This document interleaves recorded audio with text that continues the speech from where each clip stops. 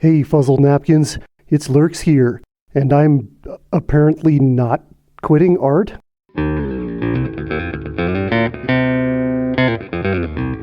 Let's talk about what happened and why.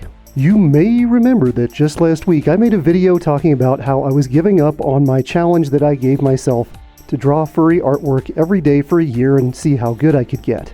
If you want to know the specifics, well, you can go back and watch that video. The gist of it is that I'm really not that good at art, and I didn't really think that it would be worth my time to try to become a good artist when it was unlikely it was going to even happen. So why did I change my mind? Well, it's because of you. Never have I gotten so many long, impassioned comments on a video before in the over 5-year history of this channel. It was amazing and kind of touching. It was funny that not too many people really responded or gave advice when I said I was going to start this challenge, but when I said I was going to give up, so many of you gave me so much good advice and were like, no, please don't.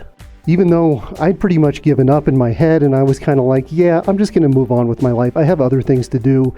It wasn't really a sad thing for me. It was just like, okay, this didn't work out, whatever.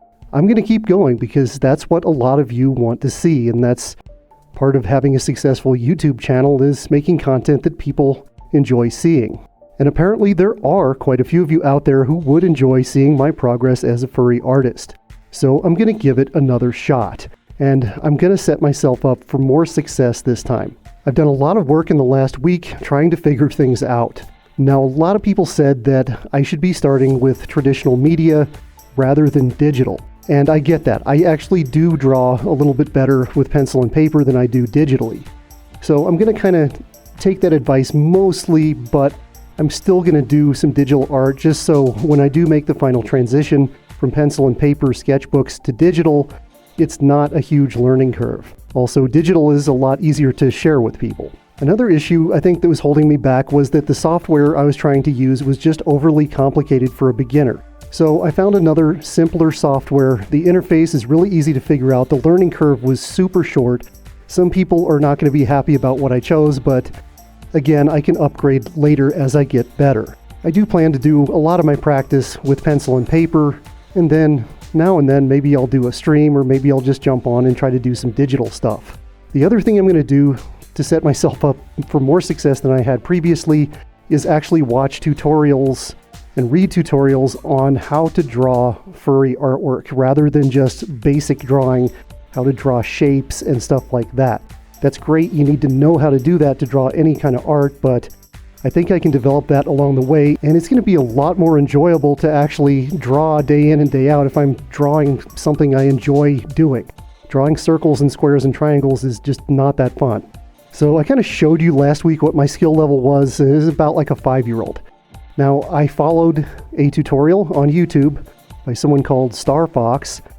It was just a pretty simple tutorial about how to do like a 1/4 headshot. And I followed it, and this was the result. You can see it's already a massive improvement over what I was doing, but of course, full disclosure, this was just copying somebody's tutorial. I did not know how to place any of these lines or really how to do any of this myself. I was just watching and doing what they were doing. And it came out kinda okay. Good enough at least to encourage me to keep going. I found some other furry YouTube channels, and of course there is the well-known series of books, How to Draw Furries. I'm going to use all of this and just keep going, and hopefully I'll get to a point where I'm at least reasonably happy with my art. I know I'm probably never going to be as good as my favorite furry artist, but if I get good enough that I enjoy it and, I can do gift artwork for people, for patrons and other friends like that, that'll be good enough. So thank you so much for all the encouragement, and let's see what happens. Like I said, I'm not super optimistic that I'm going to become a great furry artist, but maybe I can become a decent one. It's definitely worth a try since a lot of you seem to want to see it. So what do you think? Would you like to see me streaming some of my drawing practice? Would you like to see me just post my progress every now and then so you can see the improvement, and hopefully there will be improvement? Let me know down in the comments. Special thanks, as always, to our super gooey and delicious patrons. You help keep this channel going and growing. And if you might be interested in becoming a patron, there is a link in the description. Alright, so that's all I got for this week. Just a quick little update. We're going to try to do a little guitar thing tomorrow maybe. A couple of full-length videos coming up next week and the week after that, and then we're off to Anthrocon. Thanks for stopping by. Until next time, stay safe and stay fuzzy.